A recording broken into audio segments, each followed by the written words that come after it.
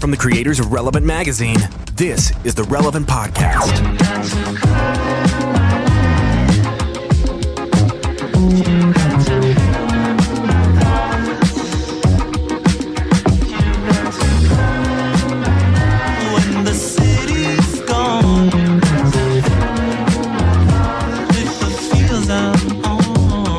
It is Tuesday, March 3rd. The year is 2020. You're listening to the Relevant Podcast. I'm your host, Tyler Huckabee. I'm coming at you from Nashville, Tennessee today. Meanwhile, down there in Orlando, Florida, he has been put in charge of the U.S. response to Super Tuesday today. He's in charge of coordinating, making sure that everybody gets their polling locations fine and that there's no funny business at the polls. It's our illustrious producer, Chandler Strang. Hello. A confident hello. Democracy rests in your hands. Hey guys. Nobody trying to force anyone to vote for Bernie here. Just a normal guy in charge of a normal Super Tuesday. Up there in Loveland, Virginia, he's already voted 3 times today. It's our friend Jesse Carey. Hello, hello. Yang, yang, and yang. Yes. He's still in it, right? I tried to tune a lot of this out. Right. And we enjoyed having him on so much, we decided to invite him back for another round. He is the author of the upcoming book, Enter Wild. And you've hopefully heard him speak at some point on one of his mini circuits. If not, you'll get a chance to hear him soon. It's our friend Carlos Whittaker, also here in Nashville. Hey, Carlos. Hey, we are neighbors. We're doing this together, and good to be with you guys today. Man. Well, we will rebuild. Now, we from the outset, we're recording this this very morning, the morning that most of you are listening to this. Carlos, we had kind of a rocky night. Yeah, both of you guys were up all night. In Nashville, Tennessee. We did last night. You know, it's 8:30 a.m. our time. Mm-hmm. And yeah, last night, I mean, devastating losses for Nashville, Tennessee. We got I think 2 tornadoes is what ended up touching down, and lives lost and buildings shattered. And, you know, so we woke up this morning, Tyler, you know, I got a text from you. Hey, you doing okay? And, you know, we're all checking on each other. Everyone's texting their friends in East Nashville and Germantown's kind of where it got the bulk of it. And so, yeah, pretty scary night. I was going to ask, Jesse. You know, you guys are both there. You're only a few miles apart there in Nashville.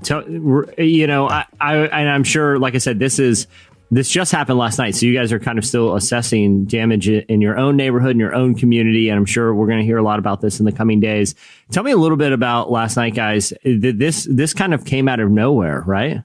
There was, for a lot of people, I think this was, super sudden. So I live in East Nashville. I'm a little less than a mile from 5 Points, and 5 Points is the place where they got hit the hardest. A lot of folks down there lost their homes. A lot of small businesses got a lot of like legacy small businesses, places that were really the sort of like the guts of this part of the city that I really love, and it's been really hard. Some really cool restaurants and bars, and I understand that there are some people there who maybe didn't make it too, and that's really, really sad. So yeah, we're recording this actually right in the wake of this. I don't know very much, and I don't want to say too much about make too many predictions, but it was a wild night. I was up for most of it. We were in our own little safe space. Carlos, I think you said you have a real life storm shelter.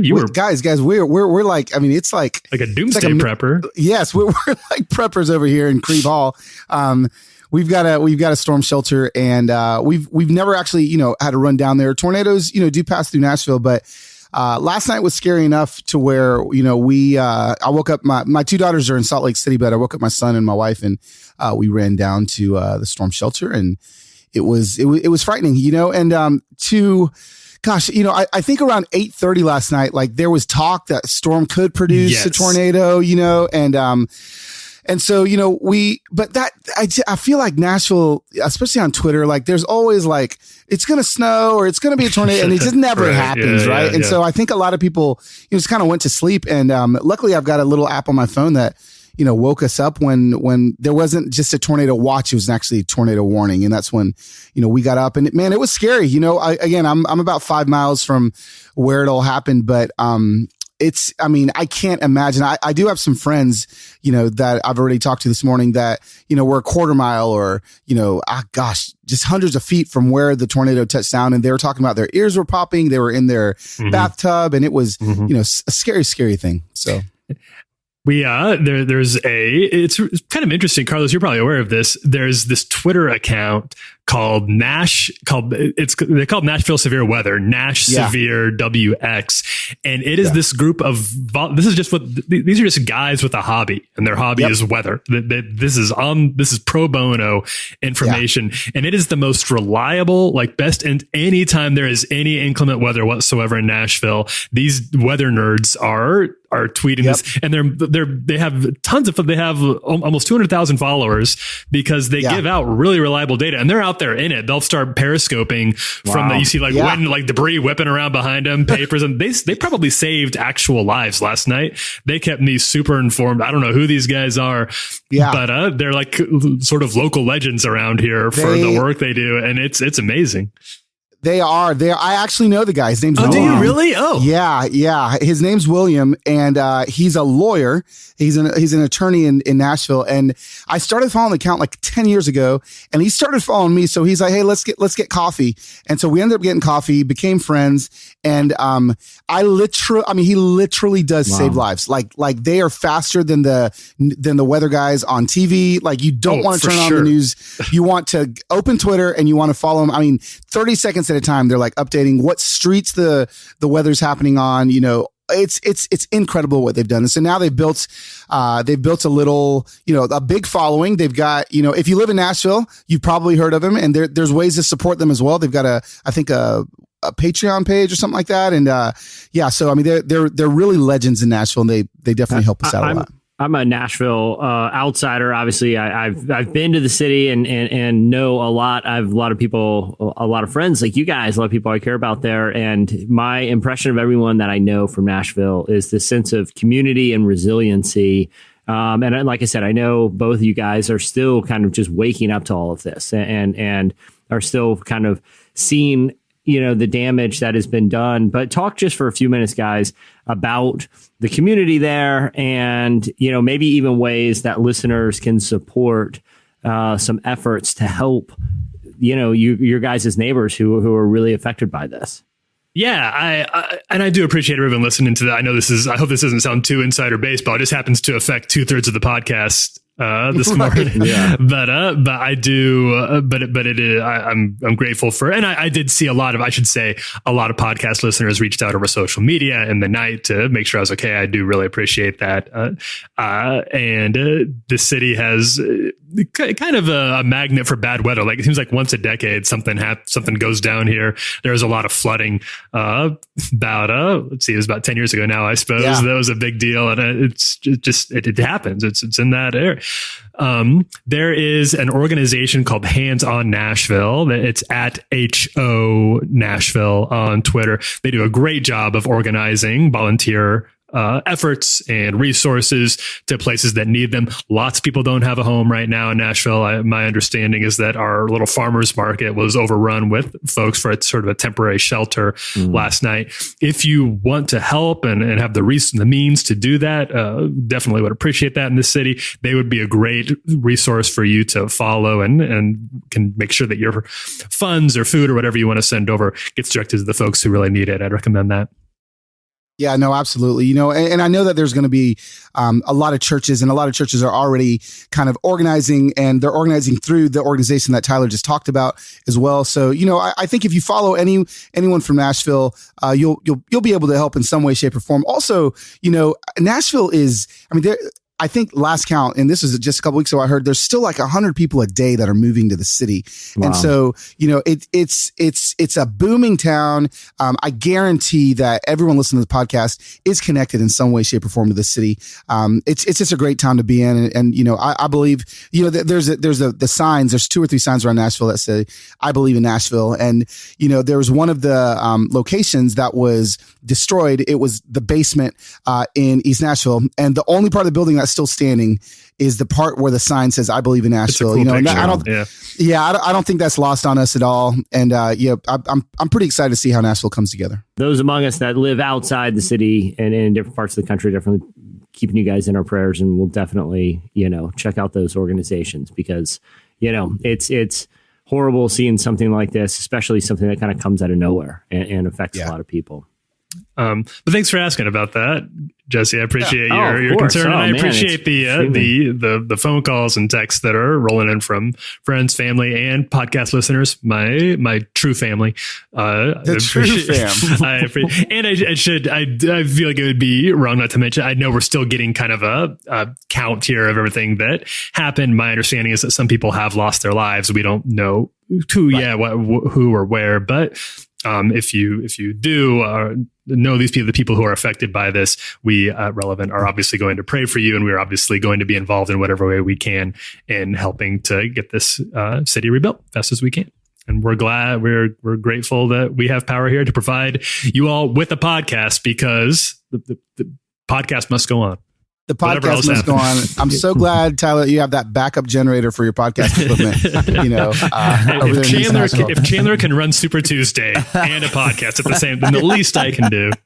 Yeah, least I can do fire is up the generator to get another pod. Yeah, and get my pork and beans out and make this happen. I have some really essential content to bring the world in slices today, and it would be a darn shame if they didn't get travesty. If they didn't get my hot take on pastors that use wireless flesh-colored Madonna mics, and the stakes are high that we could do this today. We have a great show for you today.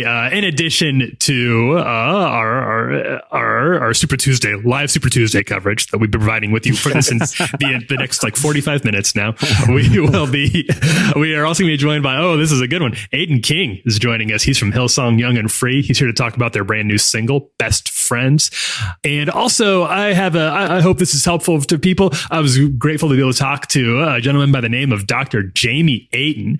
He is a disaster psychologist and disaster ministry expert. He's been doing a lot of work helping churches prepare for knowing how to deal with the potential outbreak of the coronavirus. I thought that some of his insights would be useful to share with you all. We had a great conversation that was very insightful and informative. I'll be sharing that with you later on as well. Now I have to run outside real fast, do about 10 minutes on my pedaling on the generator to give myself a little more power when we come back, slices.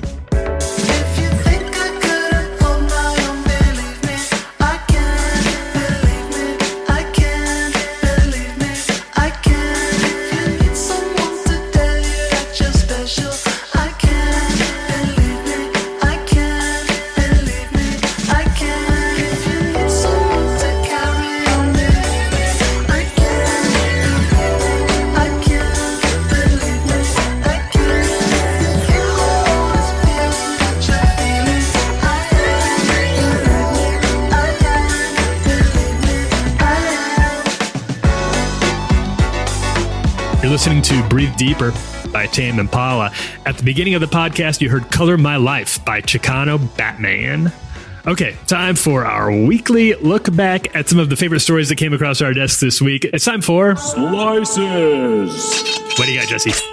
All right, Carlos, I have a question for you, man. Yeah.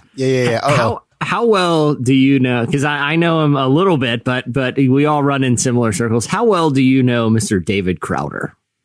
Oh, well enough. I don't know what your well would be, but yes, well enough to maybe have a story. Friend, like you would say you're friendly with him. I mean, yes, friendly. Friendly is a good word. Yeah. Okay. He didn't text me this morning to see if I was okay. Oh my goodness. Yeah, you were friends with him. That's what you're saying. We're taking notes. And you say you know him, reasonably well. I feel like people can only know David Crowder so well. He is Absolutely. Let me ask you this, because I like him, and if he listened to this, I don't think he'd be offended. But I truly think I never really know if he's messing with me or not when I talk to him. I think that's his goal is you just kind of are in the shroud of uncertainty when you leave a conversation with the guy. Mm-hmm. Keeps you on your toes. You're not sure if that happened or it was like a weird waking fever dream. Like, did I just have that conversation with Crowder? Yeah. and I like it. I like him a lot. He's been on this podcast numerous times. I have been doing so my relationship with him is basically, I've done interviews with him probably, I don't know, a dozen times over the years. And so I feel like I have a pretty good impression of who he is. And this is why I needed to bring you guys this story, because I'm deeply concerned about something. He on Twitter over the weekend, this was actually early yesterday morning on Twitter. He posted a tweet that says, "Thanks for the call at the Gary Busey. I'll hit you back. Motivation Mondays."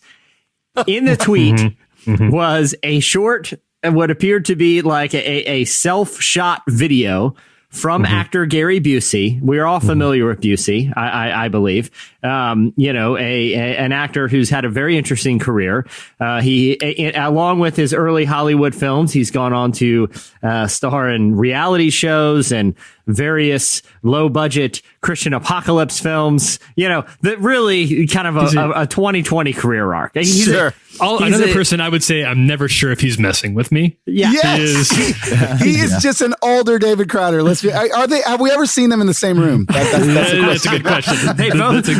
You're getting ahead of us, Carlos. You're getting ahead of us. They both have sort of unkempt hair. They both have similar look. So he tweeted this, and I want to play. This video is short. I believe it's about 90 seconds. This message from Gary Busey to David Crowder that was posted without any further explanation. I want you guys to hear this and let me know how deeply, deeply concerned you are for both of these two men and possibly humanity. Chandler, if you don't mind, if we cue up that clip. Hey, Crowder, it's Busey. Call me back. I know Mondays can be back to the grind and all the Cracker Jacks and the Grasshoppers and the Popeye state. Listen, fly, man. Fly. Get on an airplane. First class bulkhead. Mondays belong to you. You are Monday's boy. I know. But for real, call me back. I have more interesting things to say to you that you can't imagine. Okay? Crowder is Busey. We've known each other for thousands of years, so let's not stop it now.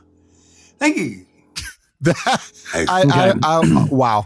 There's a lot to unpack there, including the fact that Busey's claimed to have known Crowder for thousands of years.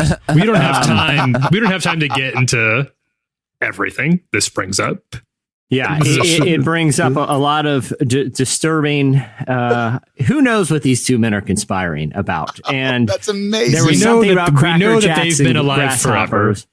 We've known that they're both probably immortal. At first I thought, is this some kind of weird deep fake? But I think deep fakes is where they can digitally alter. They can use facial sort of manipulation technology and voice modulation to make videos of celebrities saying things that they didn't really say. And this does not appear to be a deep fake. No one would think to do this. Yeah. And I think there are few people on this planet who it's impossible to create deep fakes for. And I think Gary Busey is one of those things. I don't think technology knows how to map the expressions that he makes when he speaks. This seems authentic. So I did a little digging. Gary Busey is now a member of the Cameo family. Cameo is a service that we talked about a while ago where you can pay a relatively little amount of money. Depending on who you're shooting for. Yeah, exactly. It can be a bargain. From like $15 to a few $100, depending on the level of celebrity and the demand for their video messages. But you can go on and you can pay celebrities to leave you a message, and they will do it. So I saw that Gary Busey is now on this platform, and so it's possible. One possibility is Crowder, for some reason, felt like this would be a good idea to invest in getting this message from Busey. But I don't think that's the case. This seems like Busey actually wants to connect with David Crowder for some reason. This says, Cameo isn't even mentioned. They've been friends for a while. Yes, a long while. Thousands of years, evidently. Yeah, that's the sort of friendship you shouldn't need to reach out over social media. that you think they'd have traded phone numbers at some point. Yeah. Carlos, you probably know Mr. Crowder the best out of all of us. What do you think is happening here? Well, I'm actually looking at it right now. I'm watching it. I'm listening to it, and I'm watching his face. I honestly believe that these two men communicate on a regular basis. I feel like they communicate on a regular basis, and just looking, the more I look at Gary, the more I look at him, the more I think. And again, like we all love Crowder, but this. He could be related. I think he may be his father. I don't know. Like this, there could be something that we don't know. There is definitely a kinship going on here. He looks like Crowder with his beard cut off in 30 years. Like I feel like that's what's going to happen. It's so true. It is weirdly true. Maybe they're the same person. That maybe like Crowder is it's like Looper with Bruce Willis and who was the other actor? Joseph Gordon-Levitt. Yeah. Where Crowder is actually a younger version of Busey that got stuck in sort of time loop, and they're paradoxically trying to communicate with each other, which is why they've known each other for FaceTime. thousands of years. It's because it's not a linear situation. Yeah, we're looping they around. keep dropping into different timelines. Well, and also like just how cryptic that message was. I've been following Crowder for a long time. I mean, he's like one of my favorite Christian musicians. I mean, it's been like 15, 20 years. And I feel like that is just how Crowder has released all of his records. He's been very cryptic, like just in what he does. And I'm telling you, there's something.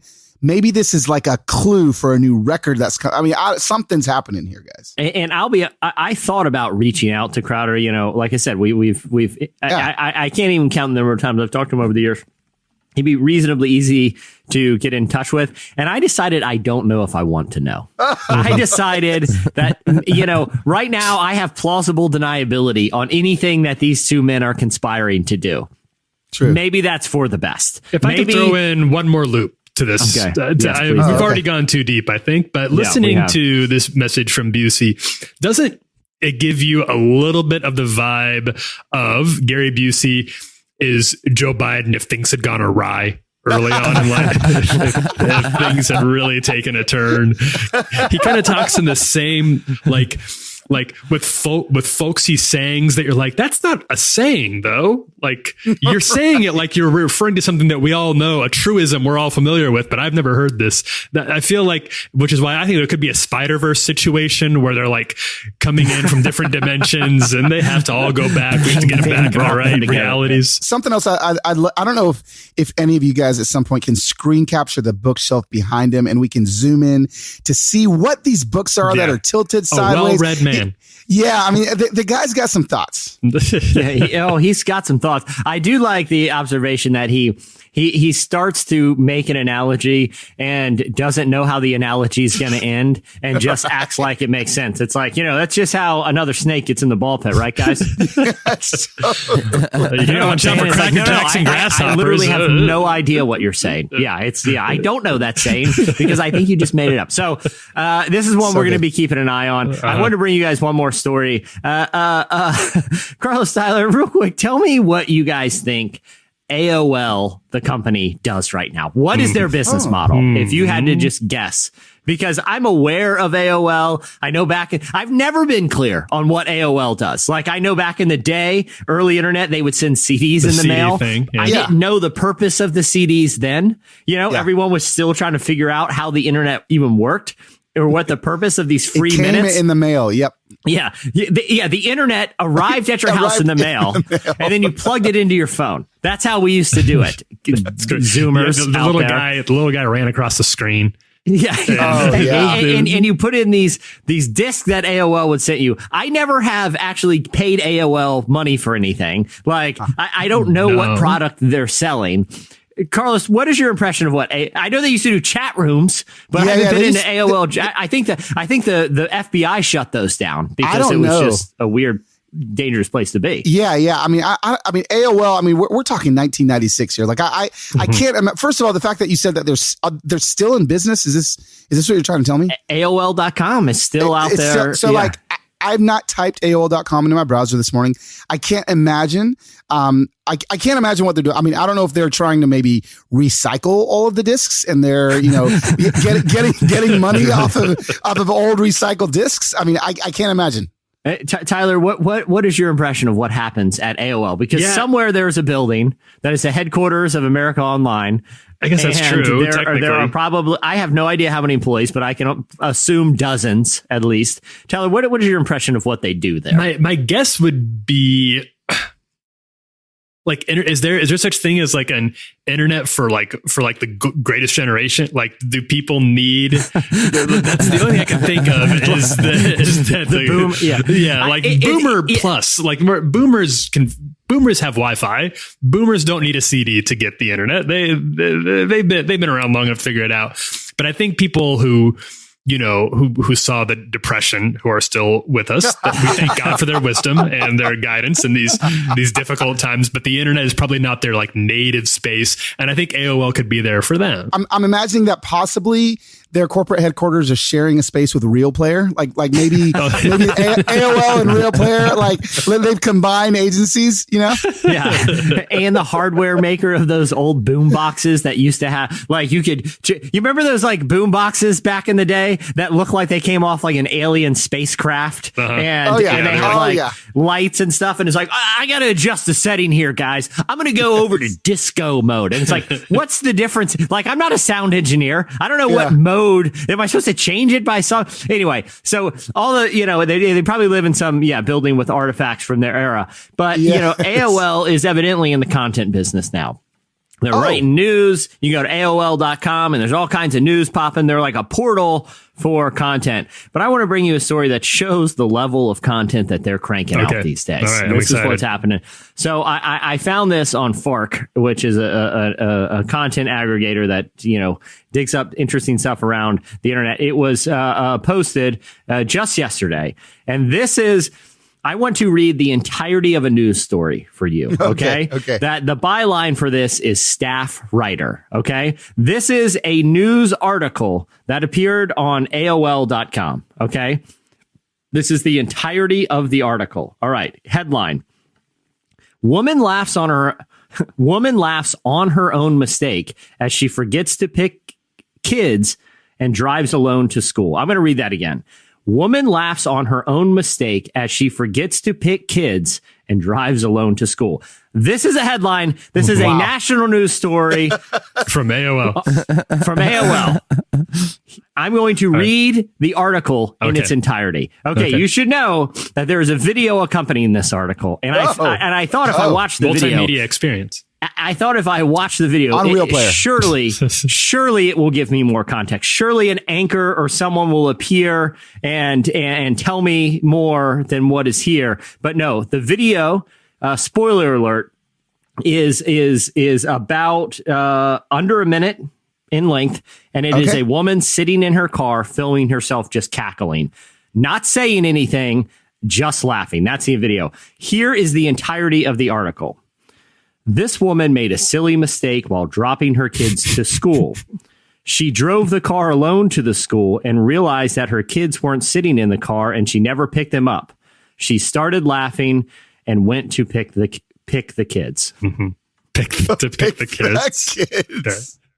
Okay. That's the entirety of the article. There is no more. There is no more. Maybe 100 words. I don't know who this woman was. I don't know where this, like the who, what, when, where, why, like the immediate questions are, are not answered, not even attempted to be answered. I have no idea where this happened, who this woman is. But this rises to the level of national news. They posted this on Monday before Super Tuesday. We have a virus outbreak. We have never lived in a time where there is more news, like ever. Like, and this made it past the whole editorial process, and it was like, oh, that's a hot take. This woman, wait, you're telling me that somewhere a woman drove to school to drop her kids off? She didn't have the kids in the car, so she turned around to get them and then dropped them off at school. Stop the presses. We're AOL. Write the headline. Hurry, get this story up. Tyler, you and I write a lot of content. I've written a lot of content, and let it be known, I'm not proud of all of it. No. We've definitely had to write at length on certain things. But this is news. But this would probably not. Here's I do have a theory. Okay. This woman, we don't know her name, but I think AOL is down to a one-woman operation, and it's this woman's and it's her frenemy. It's like they've got something. There's beef in the past. There's trouble, and so she's trying to make her the laughing stock of the American public right now by showing just how forgetful she is and making it. But she doesn't realize that this is not. You can't cancel somebody over something like that. This is not rise to the level of how very dare she. This is one of those stories. Yeah, this isn't like a tan mom thing or something where people, give some parent a hard time over, something they did. Vulture isn't going to write a takedown of this woman and what it means about society today that we can. Yeah. So your theory is that the once mighty tech and entertainment empire of AOL is now a single person, and this single person writes news stories like this because that's all they have time for, and this is keeping that's the theory. If you have better theory, I'm all ears. Carlos, I've got none. I think Tyler hit it. I mean that is the only other kind of AOL-ish that company I remember is CompuServe. And I don't know if we remember CompuServe, but I went to CompuServe.com right now just to check. And they're actually doing the exact same thing AOL's doing. So it's just a bunch of news stories. So I think this is what happens to dying internet service providers. Yeah. Well, for more did you watch the material, video? Did you watch the video, Jesse? I did. And the video does not. There's nothing. There's no other context than just a woman laughing into her phone. Because 3 years ago, there was, remember Chewbacca Mom? Yeah. Oh, yeah. That was a big deal. And on the surface of it, there wasn't a lot to the story. But then you watch the video, you're like, oh, yeah, that's kind of funny. I get it. Yeah, but exactly. This is not one of those. This is not. Chewbacca Mom was funny, and there was a lot of backstory to unpack. She was doing the Today Show. Kind of a hero. Yeah. This is literally. I think they just ran out of stuff, and someone's like, "Hey, you're just going to make up a story. Just write a story about how you forgot to bring your kids to school." Well, my sister texted me about her. She forgot her kids. Sure, I don't care. Yeah, national news. National news. Please put it on the cover of Relevant Magazine next. Yeah. Listen. Here's what leads today. Coronavirus update. Pete Buttigieg drops out of race, and that mom who forgot to drop her kids off at school. It's going to be a 3-horse race today for national news. So. We've got to widen it. Yeah. All right. Tyler, what do you got, man? Yeah. So I got two things. So the first up is I want to talk about. Are you guys? I don't think you are, Jesse. Carlos, are you a fan of The Voice?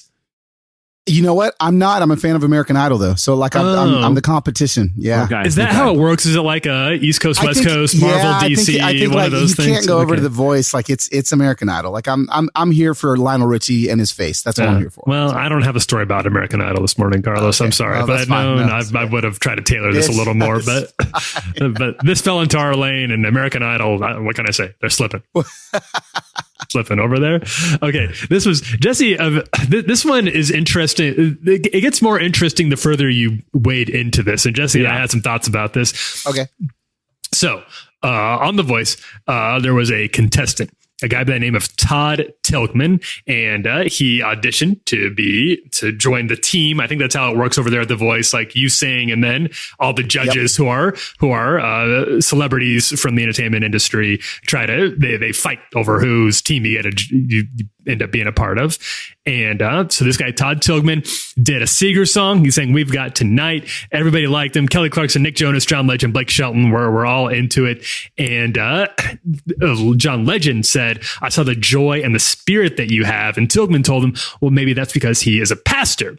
And then they all started talking about, and I didn't realize this, I knew it individually, but I didn't put it together until now, that all of these people have pretty lengthy histories in the church industry. And all the judges come from come deep. They've got deep church ties. You've got John Legend, who, as he pointed out, and as he's actually talked to Relevant about in the past, he said, my grandfather was our pastor. My mother was a choir director. I was at church on Sunday morning, Sunday night, Wednesday night, sometimes Friday night. We all knew a family like the Legends growing up, like John Legend. That is not a surprise. But then Nick Jonas jumps in. He, of course, is a PK. He says, I'm a pastor's kid. I have fond memories where I'm with my dad at the piano singing praise and worship songs. He referenced, and this is a deep cut even for the Relevant crew, I think. Okay. He referenced Phillips, Craig, and Dean. Remember Phillips, Craig, and Dean? Yes. The hottest trio. They were kind of like they were like DC Talk plus 20 years. They were like our grandparents, the boomer DC Talk. Well, not only that, not only did Nick Jonas, after John Legend, this pastor's up there, Nick and John Legend is so excited to be in the presence of a pastor. Nick Jonas, belts out some Phillips, Craig, and Dean, which I think we should hear a clip of Nick Jonas covering Phillips, Craig, and Dean in a second. Okay. But as soon as he says it, the look on Kelly Clarkson's face is, I love Phillips, Craig, and Dean. I grew up in church. And all of a sudden, the voice became like a youth group reunion, like 20-year reunion. Actually, let's cue up a clip of Jonas singing. Todd, I'm a PK. So I'm actually a pastor's kid. My most fond memories were with my dad at the piano, singing praise and worship songs. Do you know Phillips, Craig, and Dean? I know who that is. Mercy came running. Past all my failures to the point of my knee. Desi, you said like a youth group reunion, but I don't think my youth group would have done a lot of Phillips. I think if the youth pastor at Phillips, Craig, and if the youth pastor at my church had referenced Phillips, Craig, and Dean, he would have been fired. Wow.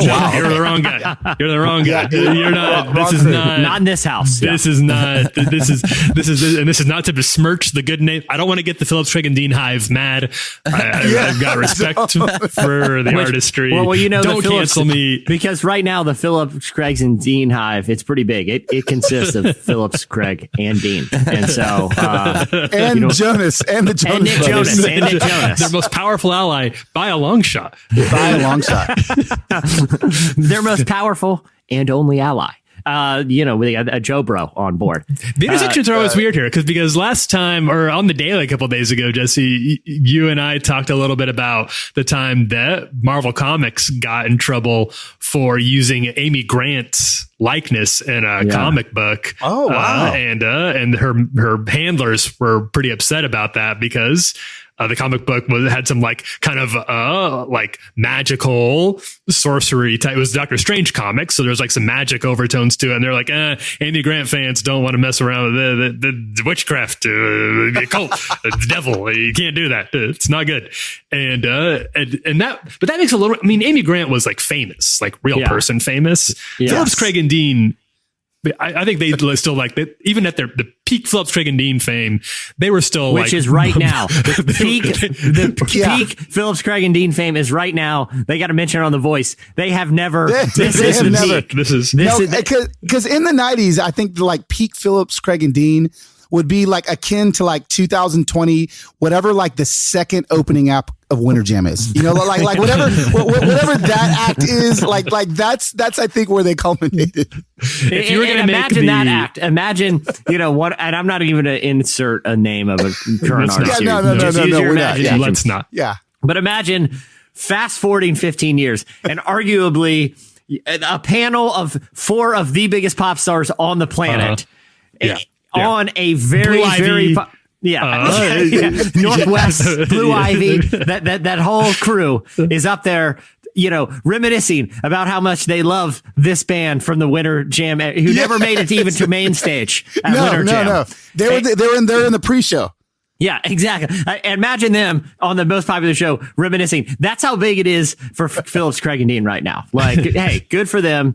But a very weird but very interesting and cool moment on The Voice. Yeah. Wow. So that was the fortunately That was not the only slice that I got. All right, so the second slice that I wanted to talk about is this is an interesting study that came to us from a guy I reference a lot. If you don't follow Ryan Burge on Twitter, he's a very helpful resource for like just interesting studies and data analysis about Christianity in America.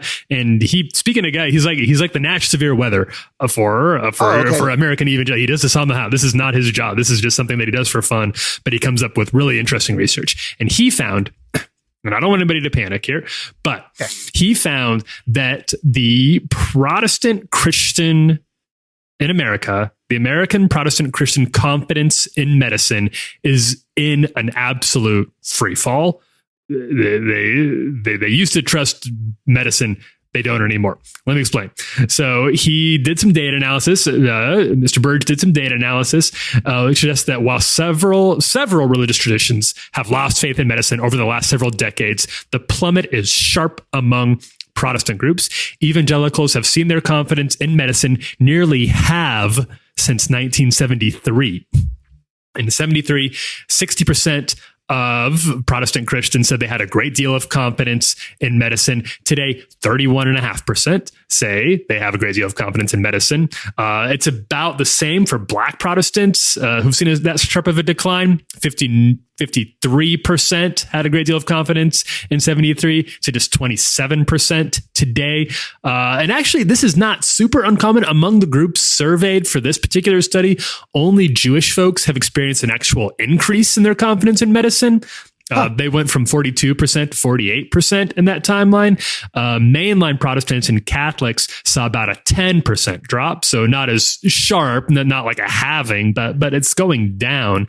And even people who say they have no faith in particular say their confidence dropped from about 49% to 40%. So this is sort of weird to me, and I'm not sure. He didn't know why, Burge didn't know why this might be happening. He kind of suggested that it might be part of the same overall trend we're seeing and a lack of faith in institutions like big religion, big politics, big science, big pharma. I don't know if I buy any of this stuff anymore. Or they're all trying to sell you something, scam you some way.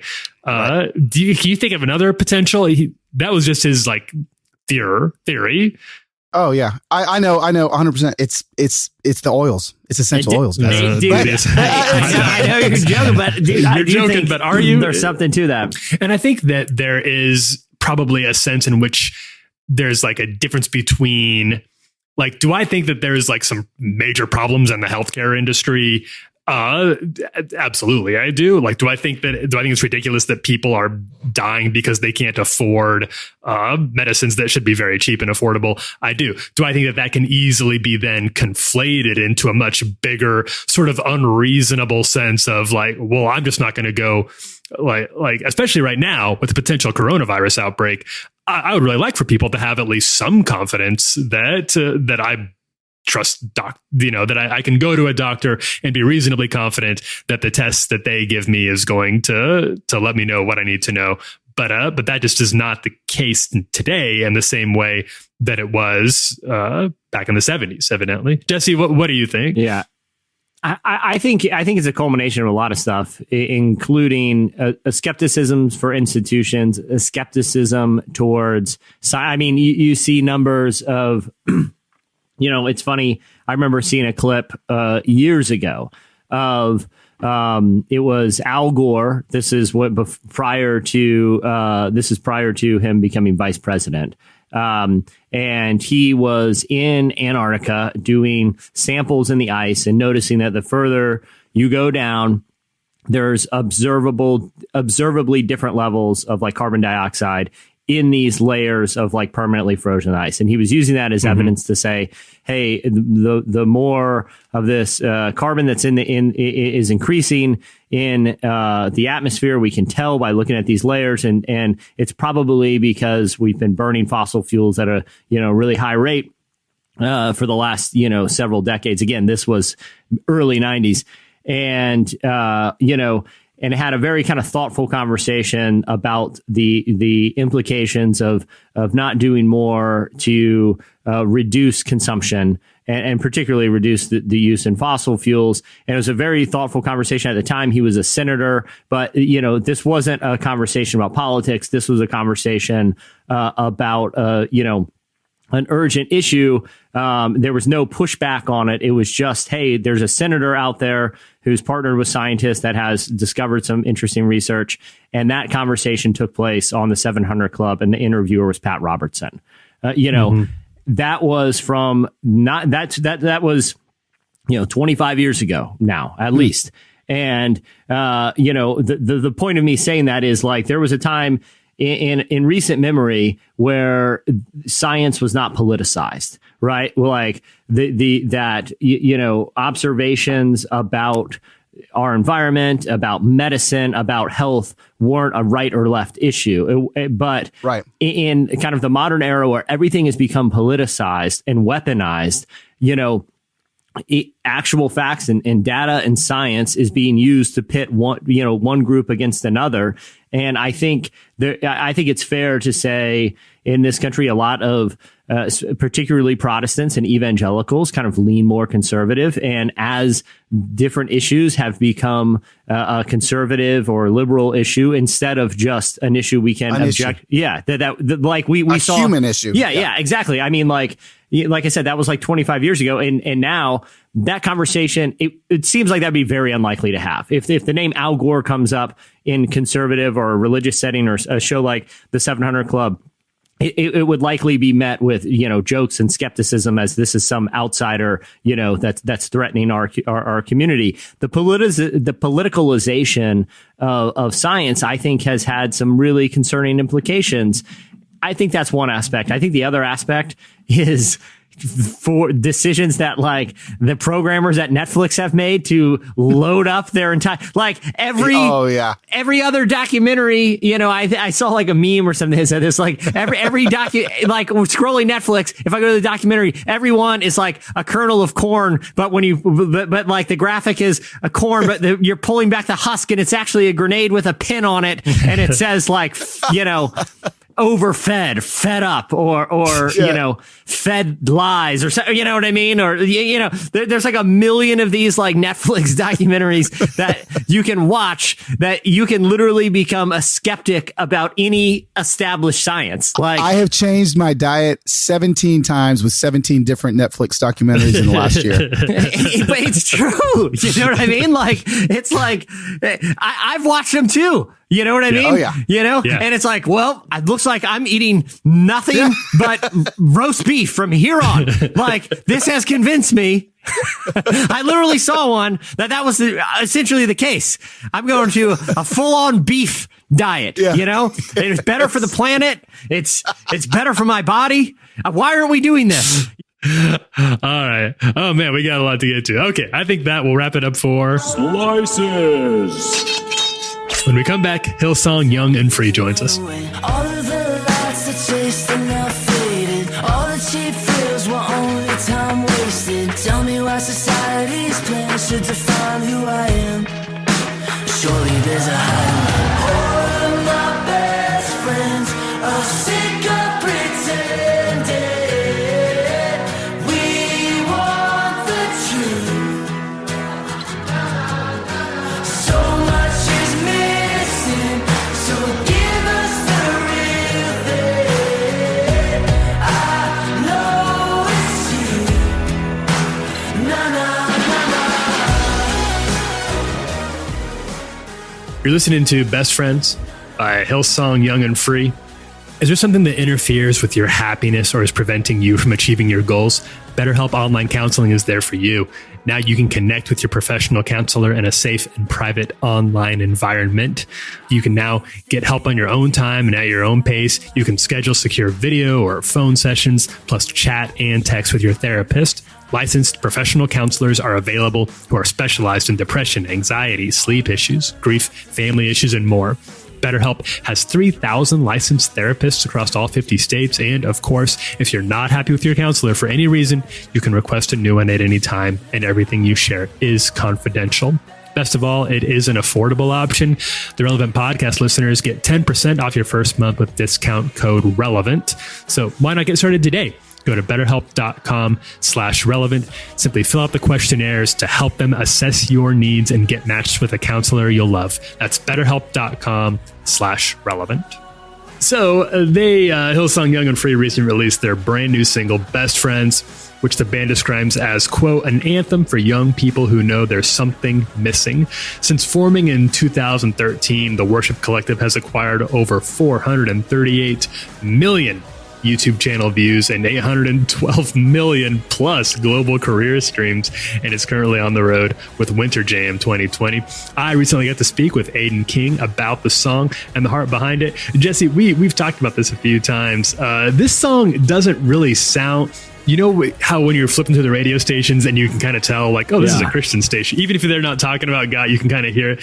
This song throws off my radar a little bit. I'm not sure I could predict. My sixth sense would be big off on this one. It has, it really sounds like an indie pop song. You know, what's interesting, I heard, you know, when you hear that beginning to it, you know, Chandler, I know you just played a clip, but if people hear the beginning of the song, it actually kind of has like this, like, Pixies, Where Is My Mind vibe. Yeah, it's a good. And then it goes into a big anthemic, almost like a Bleachers or like Fun type of sound with like gang vocal. Yeah. You know, Did like they get Jack Antonoff. Is he a producer on this? He's a busy guy. I wouldn't be surprised.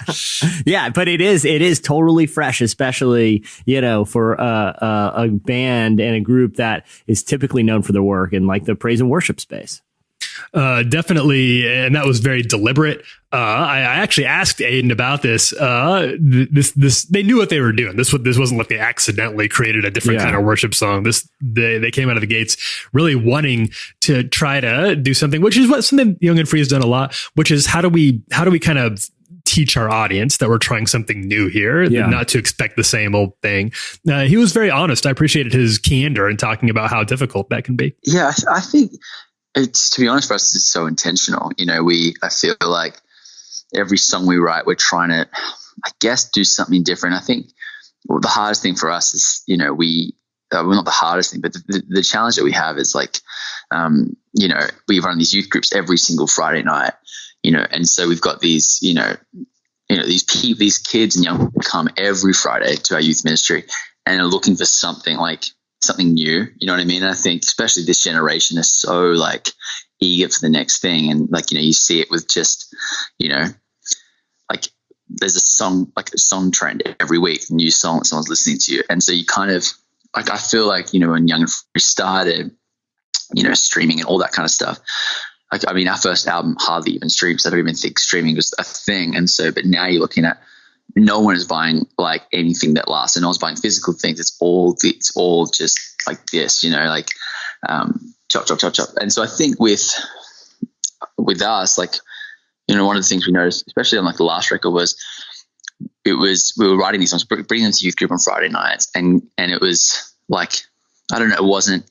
I think people liked it, but they wanted something that felt different to what we'd done before. And I think, you know, for 6 years they've been listening to what Young and Free have been doing.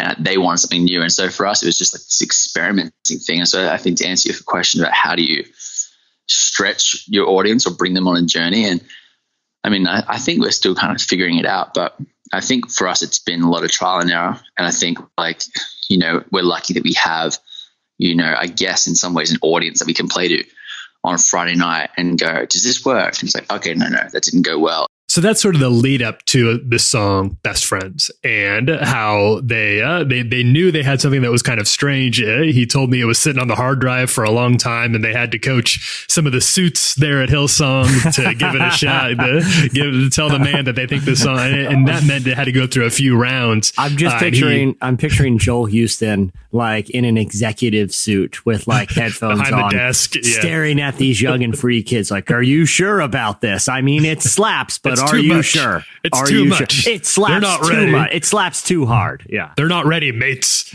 So he told, the story does sound like, and they credit Joel with sort of helping them coach them through how something like this could work. Here's the story. This song, Best Friends, though, like, was definitely doesn't feel like all of us, like, you know, in the band, we had the song, but it was in a folder on a Dropbox called Out of the Box, which was like just felt too left of field. You know, we were like, I don't know if this is going to work lyrically.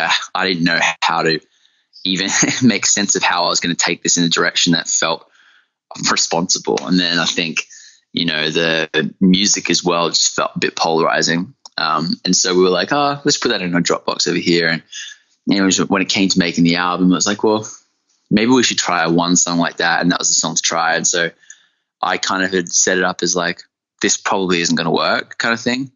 So I sung it at a youth group, and they just took the youth group, like the crowd just took the chorus, and they wouldn't stop singing it over and over and over again. So like we would finish the song and like, you know, a speaker would get up and they just keep singing it over the speaker. And so we have to get back up again and play it. And it was like actually something like out of a movie, you know, it's like, that's never happened before for us. And I think what Aten and I, where we really got to the heart of our conversation about this song, was something that everybody's familiar with who was raised Christian, is wanting to hear music that you can relate to spiritually, but that also doesn't embarrass you when it comes on the car with your friends, that you can feel that's an actual for real good time. And that's something that Hillsong Young and Free really wants to do and has often done. It's like when Phillips, Craig and Dean used to come on when the Jonas Brothers were kicking around town with their pops, you know, it's like when I was 17 years old and busted out the Phillips, Craig and Dean, felt really good. You felt cool. Yeah, it was, I knew I was cool. And that's all I want for this generation too. When you're blasting, is there a Phillips, Craig and Dean moment? When they're being dropped off at youth group, you know, in the minivan windows down, mom's blasting Phillips, Craig and Dean. Welcome to a seat at the cool kids table. So that was really the heart behind this song, and I think a lot of the music that they did. Here's him explaining that. Musically, I think they want something that they feel proud of, and so I remember when I was a young person, Hillsong United was the band that played at our youth group, and so. But they, like at the same time, all my friends at school who weren't Christians were listening to, you know, bands like Paramore and bands like Coldplay and bands like, you know, Fall Out Boy at the time. I mean, it was, you know, that kind of genre was all the talk and all the hype. And Hillsong United fit perfectly within that. So you could easily play, you know, you could be like, hey, listen to this song. And my friends at school who didn't know Jesus were like, yeah, this works. It's a cool song. And I think I had a sense of, you know, I was proud of my church. I was proud of, you know, being Christian because the music fit in with what everyone was listening to. It fit in with youth culture at the time. And then I think lyrically what young people are looking for is just like, I mean, I feel like, I mean, I'm definitely not no expert in looking across like even music culture. I mean, I listen to a lot of music, but it does feel like, you know, it's like lyrics across the board right now are very just like, honest. It's very raw, and like, you know, you listen to anything, people are just saying whatever it is they feel and whatever it is they think. And I think there's no time for like, I don't know, fluffiness. I think, you know, lyrically, I think, you know, beating around the bush is what we'd say in Australia, like just not getting to the point. I think everything is about like, this is what this song was about. And I think, you know, for us, this Best Friends specifically was like, what if our youth group, if young people and Christians and people who identify as, you know, followers of Jesus, if they had to say one thing about what they were going to stand for, that didn't feel like, you know, we're an army rising up, you know what I mean? Not like that at all, because I feel like sometimes that can feel a bit like, you know what I mean? But something that made them go, this is confession as a young Christian, and I think that worked for us. So the song is called Best Friends. We really do like it around the relevant offices right now, where it's a cool song. I'd recommend you check that out and check out all the stuff that Hillsong Young and Free is up to, of course. Yeah. That was Aten King. Up next, we're having a conversation with our coronavirus expert.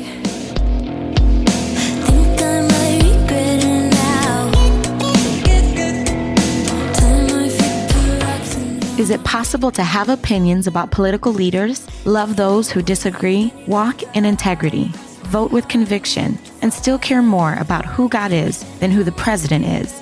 Reverend Eugene Cho's new book, Thou Shalt Not Be a Jerk, is your guide to engaging in politics while staying rooted in Christ. Available now wherever books are sold.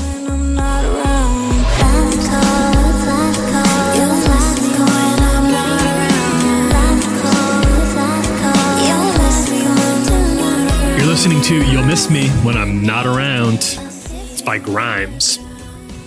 Well, Dr. Jamie Aten is the founder and executive director of the Humanitarian Disaster Institute and Blanchard Chair of the Humanitarian and Disaster Leadership at Wheaton College in Wheaton, Illinois. He is a disaster psychologist and disaster ministry expert. I came across some of the writing that he had done for various outlets about how churches and Christians can best prepare for the potential coronavirus outbreak here in the U.S. as it faces the potential to spread. Obviously, very scary for a lot of folks. So I wanted to talk to somebody who knew what they were talking about and make sure that we had some good sources on this.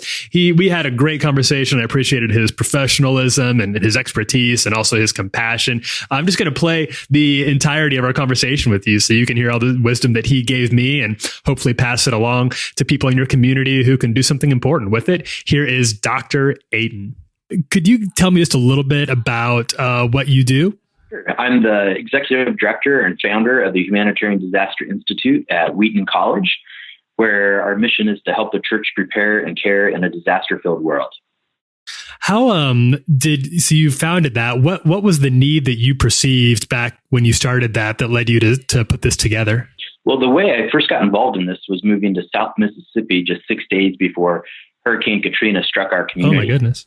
And on the ground, when afterwards was able to see the important role that local churches and faith-based organizations played in disaster response as well as public health emergencies, but also saw that there were very few places that congregations could turn to for trusted resources. And so your work is to help churches organize to deliver more efficient and effective responses to these things? Absolutely. You know, one of the things that I'm always so encouraged by is how many Christians help where their hearts are in the right place and are wanting to help.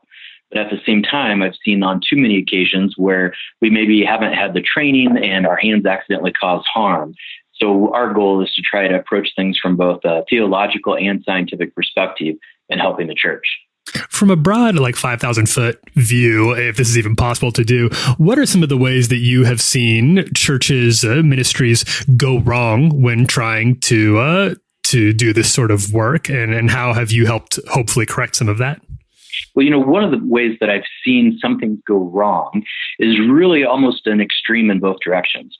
One where churches come about and they almost evoke fear that creates panic in their congregations, where on the other end of the continuum are those who come about it with not wanting to prepare at all and end up causing and putting others at risk. The tension between, and you see, I've been seeing some conversations about this online in the past few days here and about our response here in the States, the tension between that the Christians feel between wanting to trust God, to do a good work, to do a supernatural work, maybe even, versus wanting to make sure that we are adequately prepared for this in terms of just human resources. How do you see Christians navigating that tension? Or what are some tips you can give people? Yeah, I definitely think that is a real tension that many of us feel in the church as Christians. But I want to encourage us to look to Scripture for different examples for how to navigate this. That we see Christ, when he would reach out to heal those that were hurting, that he would provide for both their spiritual needs as well as their physical needs. So I think that we want to approach this with faith and with prayer, but also that we do what each of us can to make a difference in combating the outbreak. So let's talk about the outbreak a little bit. There's so much information out there about it. A lot of it conflicting. What are, and for people who are listening to this who are involved in their churches, what are some of the main things that people need to be aware of when it comes to COVID-19? I think one of the things I would really encourage people to do is to make sure that they stay informed from trusted resources. Mm-hmm. Just like what you were pointing out there, Tyler, that there's so much information, a lot of misinformation, and just outright rumors even out there. So I would encourage others to look to places like the CDC and their local and state and other federal public health agencies for information and to stay on top of that. But at the same time, to be mindful that if they start to feel anxious, if they start to feel almost compulsively needing to check that information, that they're not helping themselves. They're actually causing more anxiety and maybe they need to take a break.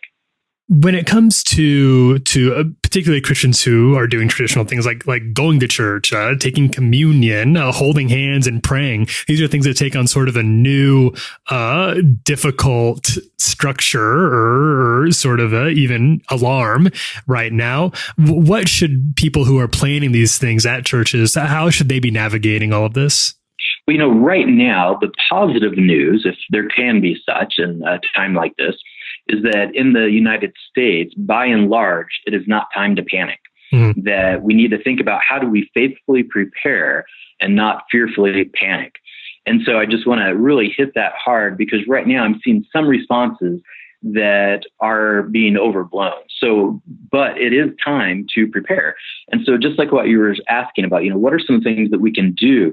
Well, I really want to encourage churches to be thinking about what are those small things that can make a big difference. We don't want churches or people running out buying hazmat suits. There's no need for that type of alarm. But if you just pay attention to the news, you actually see that that's happening to the point that government officials are afraid that some healthcare professionals may not actually have the equipment they need.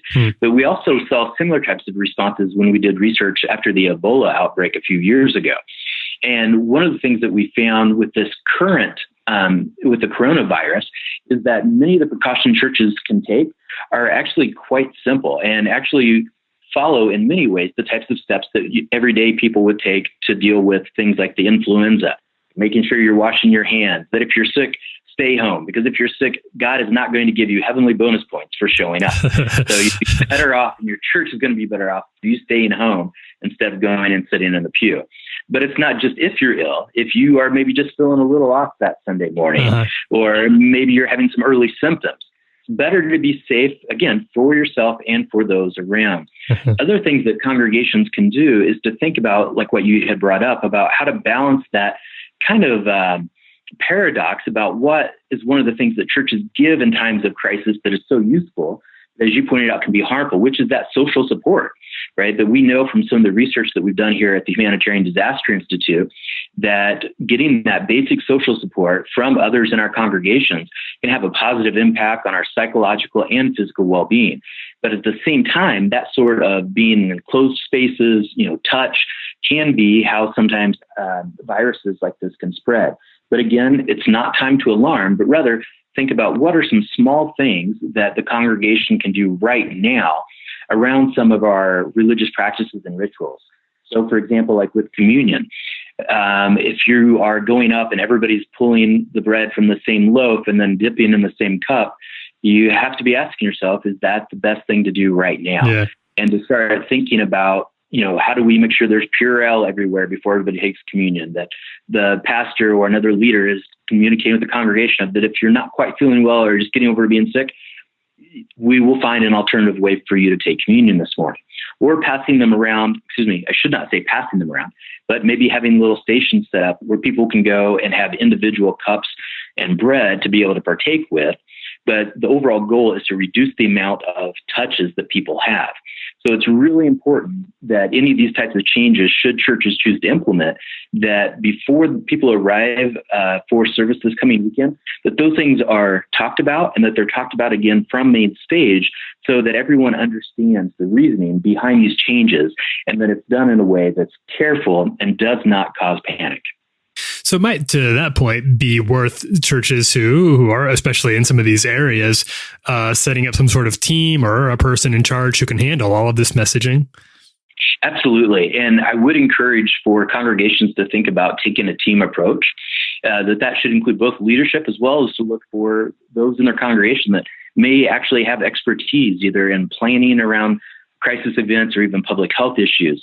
And in fact, if you visit our website at wheaton.edu/HDI and go to our resource page, there we have a free downloadable manual with a number of resources of how to help actually guide churches from thinking through and communicating about public health emergencies like the current virus. In terms of the actual, it can be very difficult, I think, and this has been hard for me too, just as somebody who's been reporting on some of this. I don't know what normal is. I have no barometer for, is the government responding well, or is this haphazard and lots of mistakes are being made? Then I should be worried about that. it can be, even reading legitimate news sources, like good news sources, can be very anxiety inducing. Do you have any good tips for people and just how to navigate their own mental health during times like this? Well, sure. And before I share some of those tips, I just want to give you, this is my professional scientific definition of normal. It's a setting on the washing machine. Okay. So maybe it's not that scientific or that professional, but I share that because it reminds us that what is normal, right? That most things in life are somewhat atypical, but definitely a virus outbreak like this is not as common. However, when we look at the current responses, one of the things I would tell people as they're combating the anxiety around it is make sure that they're limiting their media intake, just like what you said about how it can be sometimes stressing or distressful when reading all these different reports. So monitor, set some positive limits. You might need to take a break from social media, or so in most cases, I'd actually encourage people, if you want to get the information about the virus, is to go to those government websites where you're really just getting the facts, and then also look to trusted news resources as well. But again, limit those so that you're not making yourself overly anxious. This is all very, very helpful, and I do appreciate you taking time to educate us on this. Is there anything you would leave for people who want to be helpful to their neighbors, their communities? I think it's hard. You hear a lot about the isolation that we have in America right now as people. And this is a time where we really need to know our neighbors. We need to rely on like personal support systems, and the internet isn't really going to cut it. So in terms of just knowing how to love their neighbors well, even if maybe up to this point we haven't bonded with them or maybe introduced ourselves, do you have any tips for just what it looks like to love your neighbor during a potential endemic like this? I think hearing that question, for me, it really makes me think back to Micah 6:8 about, carrying out justice and loving mercy and walking humbly. And I think the place for us to start in the current outbreak are with our neighbors who are the most vulnerable, who are the elderly, the shut-ins, who are medically frail in our communities, and that we need to start there now before our communities are potentially impacted. Because once the cases start to spread potentially, that it'll make caring for those individuals even more difficult. And oftentimes in these sorts of situations, they actually go completely overlooked and may not receive the help that they so drastically need. So start with the vulnerable and most underserved in your community, including your direct neighbors. And then in terms of congregations, what I would encourage them is to think about what are the ministries that they are already doing. Or maybe if this is an individual in a church listening, what are the things you're already doing in your community to make a difference?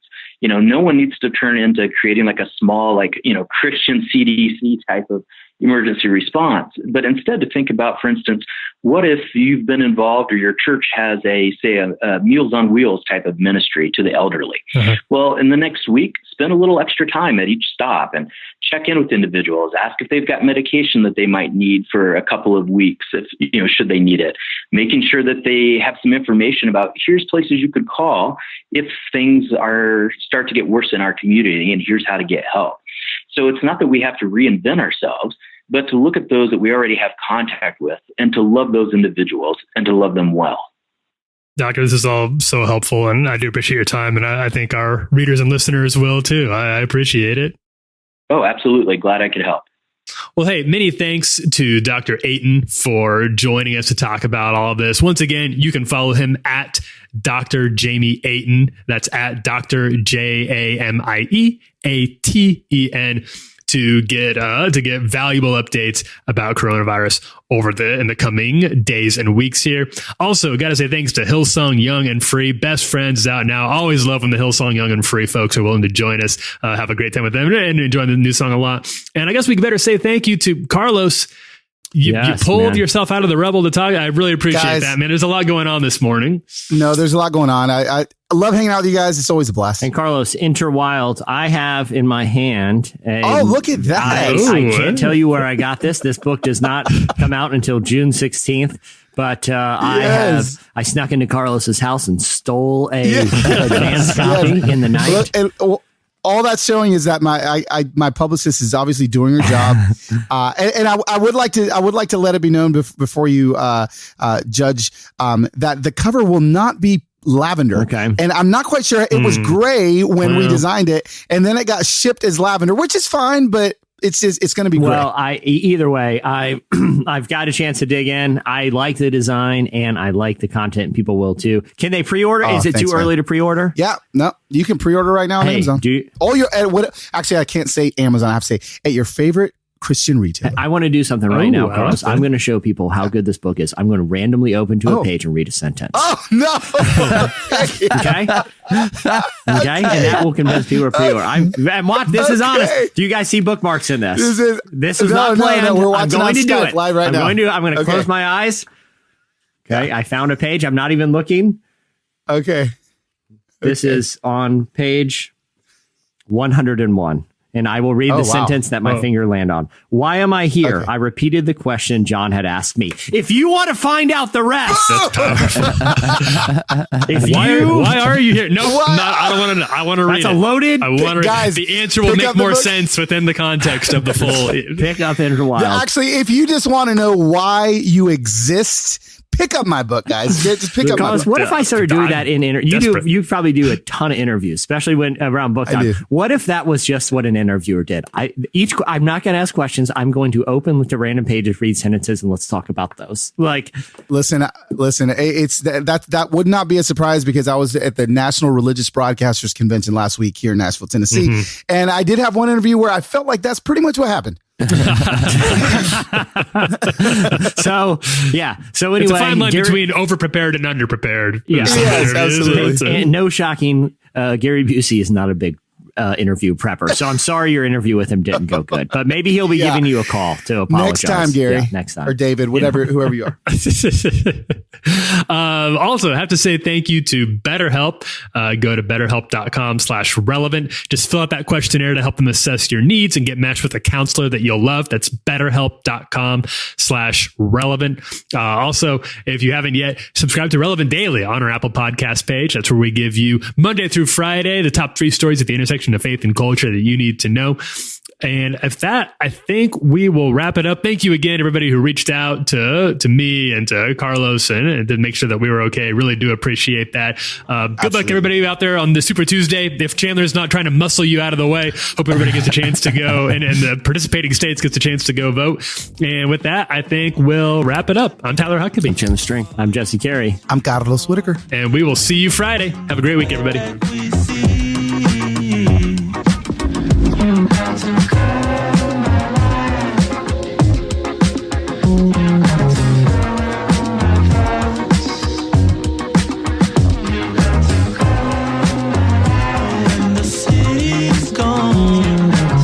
Thank you for listening to the Relevant Podcast. If you like what you heard, be sure to leave us a review on iTunes. Check out other shows from the Relevant Podcast Network in the podcast section at relevantmagazine.com. And while you're there, browse exclusive podcast merchandise at our online store. Make sure to subscribe to Relevant Magazine. Info is available at relevantmagazine.com/subscribe.